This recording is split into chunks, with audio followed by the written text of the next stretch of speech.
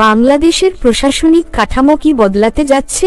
প্রদেশভিত্তিক শাসন ব্যবস্থা কি বাস্তবতা নাকি শুধুই কল্পনা? উন্নত প্রশাসনের স্বার্থে বাংলাদেশকে নতুনভাবে ভাগ করার পরিকল্পনা নিয়ে চলছে নানা আলোচনা। আজকের প্রতিবেদনে জানব বাংলাদেশকে প্রদেশে ভাগ করার সম্ভাবনা, সুবিধা ও চ্যালেঞ্জ।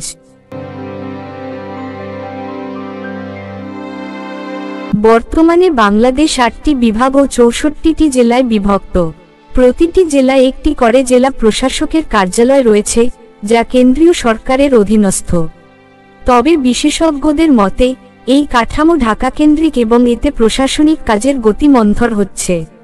বিকল্প চিন্তা হিসেবে কিছু গবেষক ও নীতি নির্ধারক বাংলাদেশকে 5 থেকে 7টি প্রদেশে ভাগ করার প্রস্তাব দিচ্ছেন।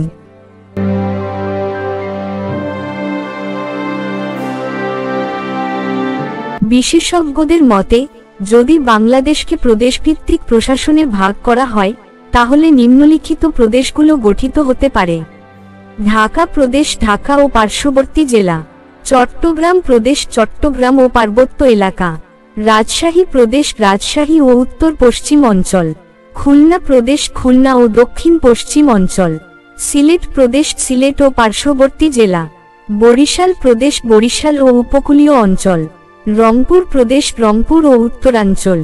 বিভিন্ন উন্নত দেশ যেমন ভারত, মালয়েশিয়া ও যুক্তরাষ্ট্রে প্রাদেশিক শাসন ব্যবস্থা রয়েছে, যা তাদের প্রশাসনিক কার্যক্রমকে আরও গতিশীল করেছে।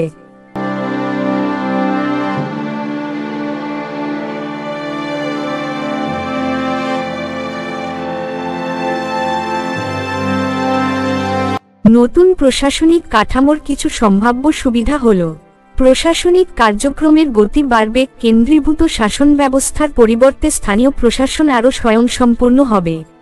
উন্নয়ন আরও সমবন্টিত হবে, ঢাকা কেন্দ্রিক চাপ কমে আঞ্চলিক উন্নয়ন ত্বরান্বিত হবে।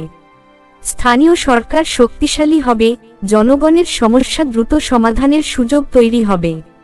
অর্থনৈতিক বিকেন্দ্রীকরণ হবে, ব্যবসা ও শিল্পায়ন কেবল ঢাকা ও চট্টগ্রামে সীমাবদ্ধ না থেকে সারা দেশে বিস্তৃত হবে।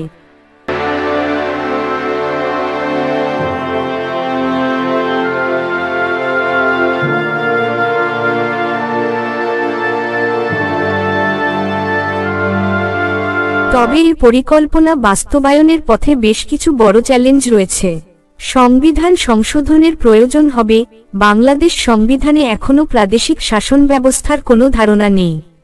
অতিরিক্ত ব্যয় বৃদ্ধি, নতুন প্রাদেশিক রাজধানী, প্রশাসনিক ভবন ও অবকাঠামো নির্মাণের জন্য বিশাল বাজেট দরকার হবে। রাজনৈতিক বিরোধিতা, ক্ষমতার ভারসাম্য নিয়ে রাজনৈতিক দলগুলোর মধ্যে মতপার্থক্য দেখা দিতে পারে। প্রশাসনিক জটিলতা, নতুন কাঠামো কার্যকর করতে দীর্ঘমেয়াদী পরিকল্পনা ও দক্ষ জনবল প্রয়োজন।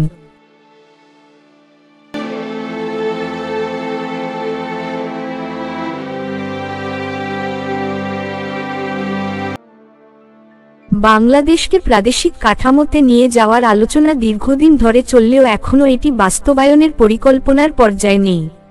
তবে বিশেষজ্ঞরা মনে করেন, ভবিষ্যতে এই ব্যবস্থা কার্যকর হলে প্রশাসন আরও গতিশীল ও উন্নয়ন বান্ধব হবে।